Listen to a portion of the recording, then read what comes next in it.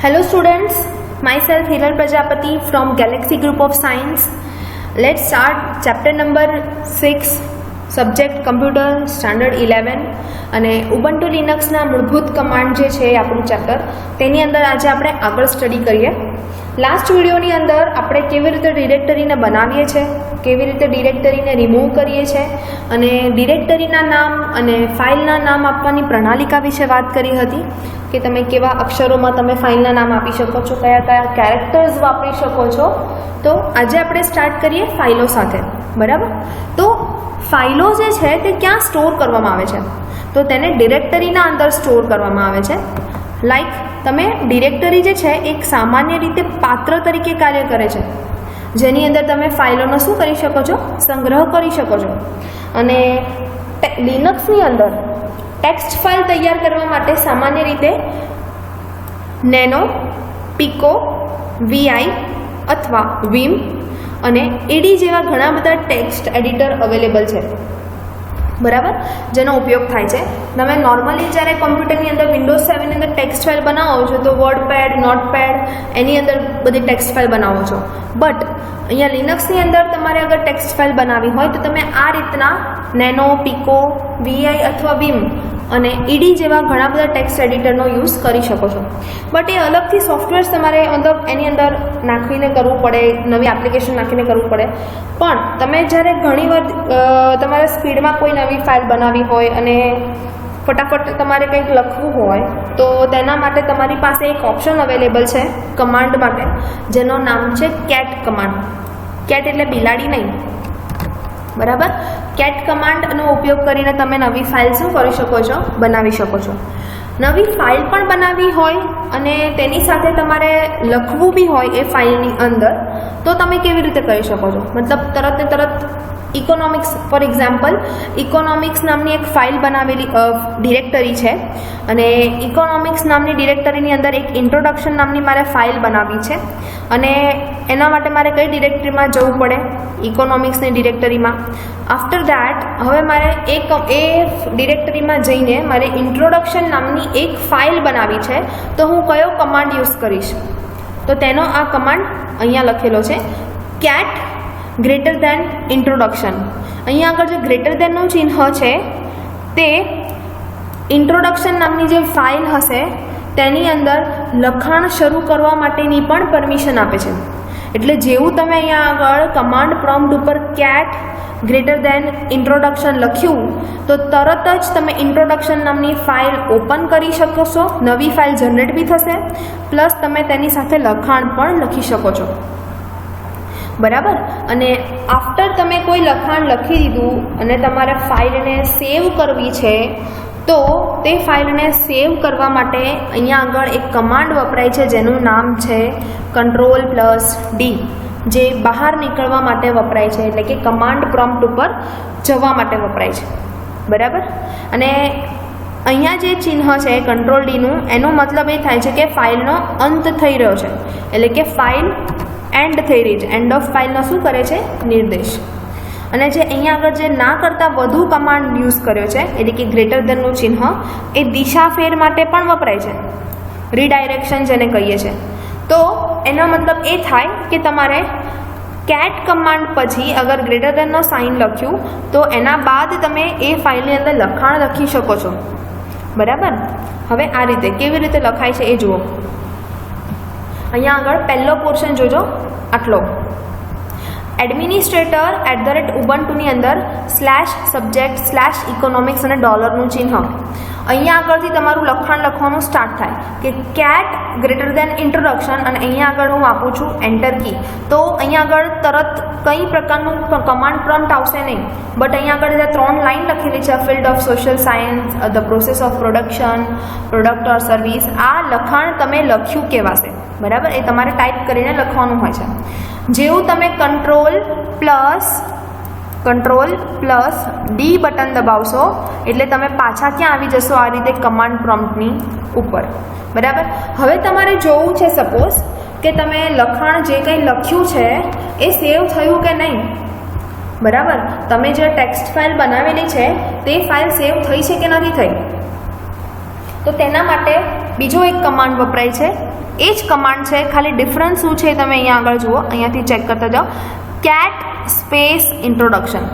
અહીંયા આગળ ગ્રેટર દેનનું ચિહ્ન લખેલું નથી, બરાબર. અહીંયા આગળ જે ગ્રેટર દેનનું ચિહ્ન છે તે તમે નવી ફાઇલ બનાવવા માટે વપરાય છે, બરાબર. અને જ્યારે તમારે બનેલી ફાઇલને ઓપન કરીને જોવું હોય તો તમે કઈ રીતે જોઈ શકો છો? કેટ સ્પેસ છે તે ફાઇલનું નામ, અને જેવું તમે આ ફાઇલ તમારી અંદર લખાણ લખેલું હશે ત્યારબાદ ઓટોમેટિક અહીંયા આગળ કમાન્ડ પ્રોમ્પ્ટ આવી જશે. કેમ કે પહેલાં નહીં આવે, અહીંયા આગળ નહીં આવે, કેમ કે તમે લખાણ લખવાનું પૂરું કર્યું છે, તેનો આદેશ તમે કમ્પ્યુટરને આપ્યો નથી. અને એ આદેશ તમે કેવી રીતે આપશો? Ctrl+D નો ઉપયોગ કરીને, બરાબર. ખબર પડી? ઓકે. હવે કેટ કમાન્ડ દ્વારા વિગતો ઉમેરવી. કેટ કમાન્ડ દ્વારા વિગતો ઉમેરવી. ફોર એક્ઝામ્પલ, તમે આ જ એક્ઝામ્પલ લઈ લો. કેટ ઇન્ટ્રોડક્શન નામની જે ફાઇલ તમે બનાવેલી છે તેની અંદર હજી તમારે 2 લીટી એડ કરવી છે. તો હજુ આપણે આ જે ગ્રેટર દેનનું ચિહ્ન છે, જેને આપણે રીડાયરેક્શન ચિહ્ન કહીએ છીએ, તો તેની અંદર એક ઓર રીડાયરેક્શન ચિહ્ન વપરાય છે, એપેન્ડનું ચિત્ર, બરાબર. એપેન્ડનો મતલબ થાય છે એડ કરવું. તો દિશા ફેરનું ચિહ્ન જે ગ્રેટર દેન હતું, એટલે કે નવી ફાઇલ બનાવવા માટે, બટ હજી તમારે ડેટા એડ કરવો છે તો તમારે શું લખવું પડે? અહીંયા ગ્રેટર દેનના બદલે ડબલ ગ્રેટર દેન, બરાબર. એટલે તમારે કમાન્ડ પ્રોમ્પ્ટ ઉપર શું લખવાનું? કેટ ડબલ ગ્રેટર ધેન અને ફાઇલનું નામ. હું અહીંયા આગળ શોર્ટમાં લખું છું, ફાઇલ નેમ, બરાબર. એટલે ડબલ ગ્રેટર ધેનનું કામ શું છે? તમે ફાઇલની અંદર લખાણ એડ કરી શકો છો. જેવું તમે લખાણ અહીંયા આગળ 2 લીટીનું એડ કર્યું ત્યારબાદ સેવ કરવા માટે પાછું તમારે શું કરવાનું છે? Ctrl+D, બરાબર. અને જો એક ખાસ વસ્તુ ધ્યાનમાં એ રાખવાની કે જે ફાઇલની અંદર તમે લખાણ લખો છો તે ફાઇલ અવેલેબલ હોવી જોઈએ. અગર એ ફાઇલ અવેલેબલ નહીં હોય તો તમે લખાણ લખી શકશો નહીં, બરાબર. અને જો સપોઝ તમે આ કમાન્ડનો યુઝ કર્યો છે, કેટ ફાઇલ નેમ, બરાબર, અને આમાં ઇન્ટ્રોડક્શન નામની ફાઇલ આપેલી છે, અને તમે ફરીવાર આર્યો જે ઉપરનો એરો કમાન્ડ છે કેટ ઇન્ટ્રોડક્શન વાળો, આ કમાન્ડ તમે ફરી લખશો તો નવી ફાઇલ જનરેટ થશે અને સાથે સાથે તમારું બધું જૂનું લખાણ શું થઈ જશે? રિપ્લેસ. એટલે સેમ નામની બીજી ફાઇલ બનાવવી નહીં. Get it? હવે નેક્સ્ટ વાત કરીએ કે ભાઈ તમે આ જે કેટ અને ડબલ ગ્રેટર ધેન અને ઇન્ટ્રોડક્શનનો યુઝ કરીને તમે ફાઇલની અંદર લખાણ તો ઉમેર્યું, હવે એ ફાઇલમાં લખાણ એડ થયું છે કે નહીં તે જોવા માટે કયો કમાન્ડ યુઝ કરીશું? અગેન આ command cat space introduction. Cat space introduction આ જે કમાન્ડ છે તે યુઝમાં લેવાશે, કેટ અને ઇન્ટ્રોડક્શન વાળું. પછી તમારે જોવાનું કે આ 3 લાઇન સિવાય તમે જે 2 નવી લાઇન એડ કરી છે તે એમાં એડ થઈ છે કે નહીં, પણ થઈ જ જશે, બરાબર. અને Ctrl+D કરીને તમારે શું કરવાનું છે? બહાર આવી જવાનું છે, બરાબર. તો આ રીતે તમે કેટ કમાન્ડ દ્વારા વિગતોને શું કરી શકો છો? એડ કરી શકો છો, બરાબર. આ ચેપ્ટરની અંદર ઘણા બધા કમાન્ડ્સ આપેલા છે. તમે આની હું તમને એક PDF મોકલીશ જેની અંદર મેં પ્રોપર થિયરી બધી લખાવડાવેલી છે, તો એ થિયરી તમારે નોટબુકની અંદર ઉતારવાની રહેશે, બરાબર. ઓકે. નાઉ નેક્સ્ટ, કેટ કમાન્ડ દ્વારા 2 ફાઇલોને કે મલ્ટિપલ ફાઇલોને જોડવી. કોન્કેટિનેટ જેને કહીએ છીએ, ફાઇલોને જોડવી મતલબ કોન્કેટિનેટ, બરાબર. Concatenating multiple files using cat command. હવે એ જ કેટ કમાન્ડનો બીજો એક ઉપયોગ, બરાબર. તમે સપોઝ અહીંયા આગળ 2 ફાઇલ બનાવેલી છે, આ કમાન્ડનો યુઝ કરવાનો છે. File 1 cat space file 1 space file 2 space greater than file 3, બરાબર. તો અહીંયા આગળ કેટ કમાન્ડના ઉપયોગથી પ્લસ આ ગ્રેટર દેનના સિમ્બોલથી એક નવી ફાઇલ બનશે જેનું નામ છે ફાઇલ 3, બરાબર. એટલે ઓટોમેટિક આ કમાન્ડ દ્વારા શું બની જશે? નવી ફાઇલ. અને જેની અંદર તમે આ 2 ફાઇલના જે નામ લખ્યા છે ફાઇલ 1 અને ફાઇલ 2, તેની અંદર શું થશે? તો તમે 2 જે આ ફાઇલ બનાવેલી છે ફાઇલ 2 અને ફાઇલ 1 અને ફાઇલ 2, તે બંનેનું લખાણ એ શેમાં આવી જશે? ફાઇલ 3 ના અંદર, બરાબર. એટલે શરૂઆતની જે ફાઇલ 1 છે અને પાછળની જે ફાઇલ 2 છે તે બંને માહિતી કયા ફાઇલની અંદર આવી જશે? ફાઇલ 3 નામના ફાઇલમાં આવી જશે. એટલે આ બંને ફાઇલોને જોડીને કઈ ફાઇલ બનાવેલી છે? ફાઇલ 3. અહીંયા આગળ બે કામ થાય છે. એક તો કેટ કમાન્ડનો ઉપયોગ કરીને ગ્રેટર ધેનનો સિમ્બોલ વાપરીને તમે નવી ફાઇલ પણ બનાવી દીધી, પ્લસ આ બંને ફાઇલોનું લખાણ તમે જોડીને ફાઇલ નંબર 3માં એડ પણ કરી દીધું છે. ઓકે, નાઉ નેક્સ્ટ, ફાઇલને કાઢી નાખવી. ફાઇલને કાઢી નાખવાનો મતલબ શું? રિમૂવ કરવી, રાઈટ. આપણે આગળ ડિરેક્ટરી રિમૂવ કરવાની વાત કરી હતી, જેની અંદર rmdir કમાન્ડ વપરાતો હતો, અને એ rmdir કમાન્ડ ત્યારે જ એક્ઝિક્યુટ થાય છે જ્યારે તમારી ડિરેક્ટરી ખાલી હોવી જોઈએ, એટલે કે અંદર કોઈ પ્રકારની ફાઇલ હોવી જોઈએ નહીં, બરાબર. અને જો ફાઇલોની સાથે જ આખું ફોલ્ડર કે આખી ડિરેક્ટરી તમારે ડિલીટ કરવી હોય તો rm -r અને જે તે ફાઇલનું નામ લખવામાં આવે છે. બટ અહીંયા આગળ તમારે ફાઇલ ડિરેક્ટરીની અંદર રહેલી કોઈ ફાઇલને રિમૂવ કરવી હોય તો તેના માટે rm એટલે કે remove command, remove REMOVE remove command વપરાય છે. એટલે કે ફાઇલોને કાઢી નાખવા એટલે કે દૂર કરવા માટે rm કમાન્ડનો ઉપયોગ થાય છે. ફોર એક્ઝામ્પલ, મારે ઇન્ટ્રોડક્શન નામની જે મારી ફાઇલ છે તેને મારે ડિલીટ કરી દેવી છે, તો હું શું લખીશ? rm introduction.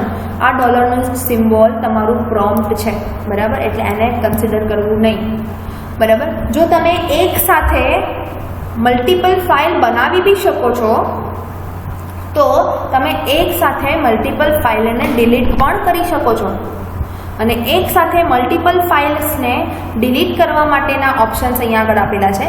rm -file1 -file2 અને -file3. એટલે જેટલી પણ ફાઇલ છે તેના વચ્ચે એક એક અક્ષર જેટલી જગ્યા છોડી અને તમે એક સાથે, અહીંયા આગળ 3 ફાઇલો લીધેલી છે, તો અહીંયા આગળ rm કમાન્ડના ઉપયોગથી તમે એક સાથે 3 ફાઇલોને શું કરી શકો છો? ડિલીટ કરી શકો છો, બરાબર. અને જેના કારણે તમારી 3 ફાઇલ એક સાથે શું થઈ જશે? ડિલીટ. હવે rm કમાન્ડની અંદર પણ તમારી પાસે ઘણા બધા ઓપ્શન આપેલા છે. તમને ખબર હોય કે એક સાથે ફિલ્ટરવાળી ફાઇલો ડિલીટ કરવી છે, મતલબ કેવી ફિલ્ટરવાળી ફાઇલો તેના વિશે જોઈએ. એના ઘણા બધા વિકલ્પ આપેલા છે. તો પહેલો કમાન્ડ આપેલો છે rm -i અને ફાઇલ નેમ. તો આ જે છે rm -i આ ત્યારે વપરાય છે જ્યારે તમે ફાઇલને ડિલીટ કરતા હોય અને તમારે ભૂલથી ડિલીટ થઈ ગઈ તો શું કરવાનું? બરાબર. તો ડિલીટ કરતાં પહેલાં આપણને પૂછવું જોઈએ, do you want to delete? તમે યસ અને નોમાં આન્સર આપો તો જ ડિલીટ કરે, બરાબર. એટલે ચકાસણી માટે વપરાય છે. એટલે કે ફાઇલને કાઢી નાખતા પહેલાં ઉપયોગકર્તાને ચકાસણી માટે પૂછવામાં આવે છે. rm -i અને ફાઇલ નેમ ઇન્ટરેક્ટિવ મોડ જેને કહીએ છીએ આપણે, પરસ્પર સંવાદની સ્થિતિ ઇન્ટરેક્ટિવ મોડમાં ફાઇલોને ડિલીટ કરે છે.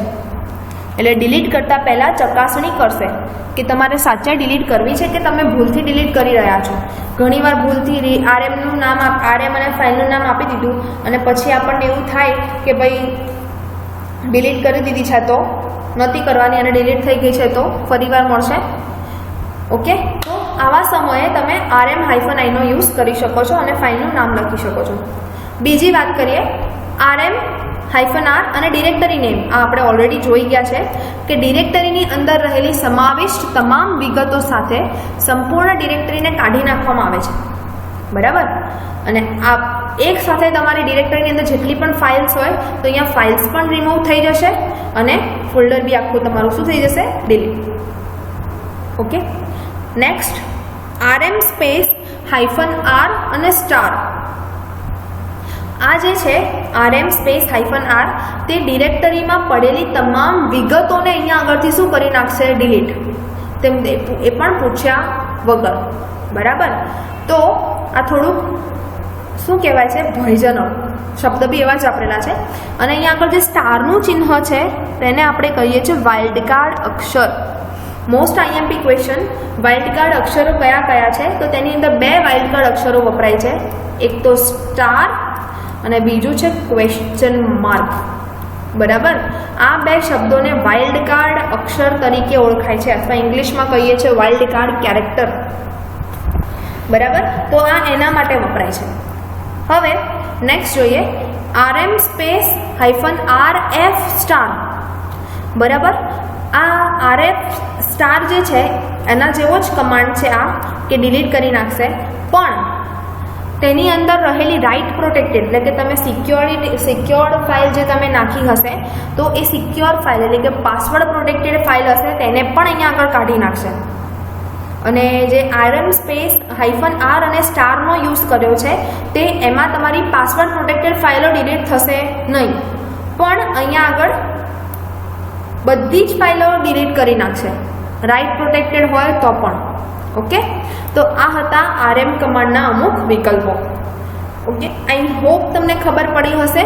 તો આજના વિડીયોમાં ફક્ત આટલું જ, કેવી રીતે ફાઇલને રિમૂવ કરવી, કેવી રીતે તમે ફાઇલ બનાવી શકો છો તેના વિશેની વાત કરી. બરાબર.